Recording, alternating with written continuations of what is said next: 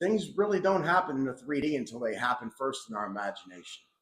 Hi, thanks for watching The Freedom Habit. Today I'm going to talk about 3 signs that your frequency may not be aligned with what you want to create or reveal in your life. You know, saying the right words but feeling the opposite is not heart and brain coherence, and we have to have heart and brain coherence in order to reveal the things that are made for us, the things that we're meant to have in this world. We may be affirming abundance and confidence and healing, but if we feel lack and unworthiness and fear, your emotions are the dominant signal to the quantum field that you're ready to receive what you're seeking. Not your words and not just your mind thinking it. We have to actually feel it and become and be the person who would have that desire. And here's why it works that way. The nervous system doesn't respond to our language or just what we're thinking. It responds to our state of being. Our emotions are our energetic broadcast, sending what we believe we deserve out into the universe to bring back things that we want to us. And it all depends on who we're being and how we're living each day. And this is how you regulate your emotional states. One great way is by breath work. And I do this a lot. It really calms down your vagus nerve and your central nervous system. It's always good to breathe out longer than you breathe in. So take in, let's just say 4 breaths. I mean a 4-second breath.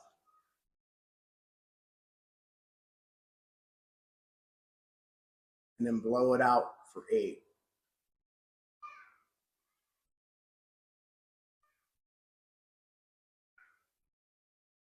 Keep doing that until you feel a sense of relaxation and calmness come over you, because it will happen. And it doesn't take very long. It actually only takes a couple minutes usually that I've noticed. Another thing, music that calms you or puts you in a good mood. That's a great way to do it. And another thing is movement, exercise, stretching, even just shaking off tension. All those things just help release that nervous system energy that we don't need that's making us anxious. And the last is a cold shower.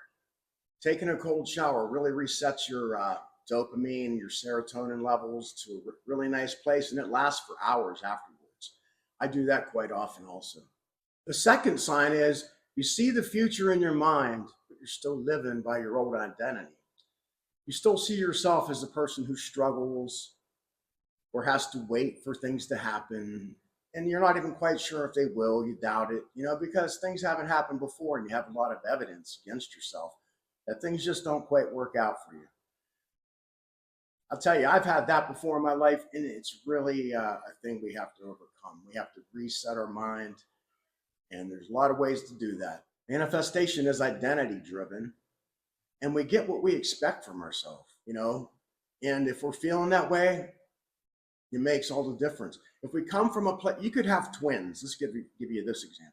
You could have 2 twin, whatever, brothers or sisters, and they take the exact same steps to start a business, let's say. Well, the one who believes they're able to do it and approaches it with a light heart and a deep knowing that it's going to work out for them will succeed. The other person who looks exactly the same, takes the exact same steps, but questions and doubts whether they're capable, it won't work out for them, even though they're doing the exact same thing. So it really matters the emotional regulation, the emotional intention, the emotional belief that we come from when we take action. It depends on how well the 3D responds to us. And we're not supposed to worry about the 3D. I'm not saying that. But so it really comes down to the law of being. Whoever you're being, what you expect from yourself is what you'll end up getting in life. And whatever you believe will work for you too will work for you. If you think meditation will work, then it will. If you think visualization will work, then it will. If you think affirmations work, it doesn't really matter. Maybe you just decide one day, maybe you don't do any of those things, but you just decide, you know what, that's not who I am. I'm gonna start acting like this. I'm gonna start being this way. I'm not gonna be and act and do the things and think the same old ways that I have been because it hasn't been working out. If you just do that, your whole life can change. You'll start manifesting and revealing and bringing into your life all the things you wanted to bring in because you're being the person who would have those things. So if your self concept is built around scarcity and survival, then you're sending out a conflicting signal into the universe, into the quantum field. And it won't know what to manifest for you, so things will pretty much stay the same. We have to have that heart and brain coherence going on, or otherwise it kind of stays stagnant. You might manifest it eventually, but it's certainly going to bring some hesitation to it. So, how do we change this? Ask yourself, what does the me who already has this do differently? What does that person, that version of me do differently than what I'm doing? And do that. Imagine it in your mind what you would do differently if you were successful, if you had everything you wanted. How would they carry themselves? What actions would they take? And then take those actions from a state of belief and trust, not from fear. And things will turn around for you. That's the way you change it. And the third sign that you're holding up your manifestation is that you're attached to the outcome instead of being or selecting the version of you who would have your desires right now. Attachment broadcasts that you don't have it yet, and we're supposed to believe we have it already.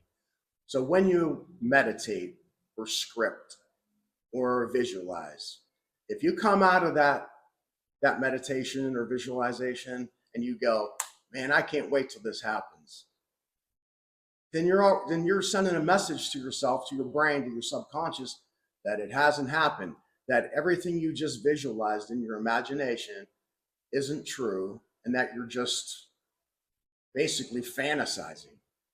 And there's a big difference between fantasizing and visualizing something as if you already have it. When you visualize, do it with gratitude as if it's already yours. And if you have to use what you have now to gain gratitude, because I'm sure everybody has something in their life that they can feel good about, or at least find some peace in it, because you don't have to be all high and mighty and joyful. Just having peace and trust in the fact that it's coming to you is a big difference than worry, you know. So if you can't get that high flying gratitude vibe, even a vibration of peace and acceptance is enough to get you there. Certainly a good start at least. Your imagination is the causes what shows up in the 3D world to happen. And the 3D world is the cause of our imagination. We see it, we create it in our mind, and then it'll show up in our 3D world. We don't know when, we don't know exactly how, but it will happen. And that's a scientific fact. I know a lot of people question that, but it really is.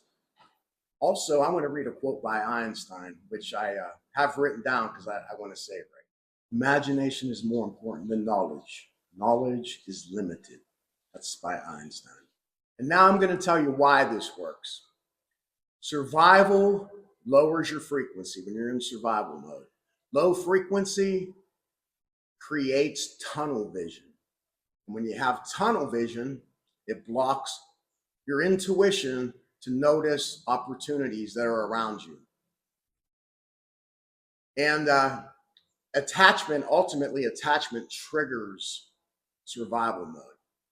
So the fact that we're just looking for it in the 3D, so attached to it that we think, oh man, if this doesn't happen, my life's not going to work out. We have to live like we'll be fine if it doesn't work out. We have to live as if we have it already. We have to be the person who would have this thing.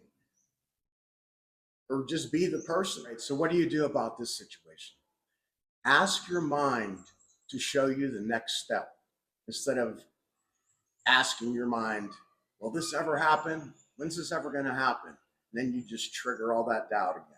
Ask your mind, because when we ask our minds, our frontal cortex will start searching for answers and opportunities and ways to get the things that we want.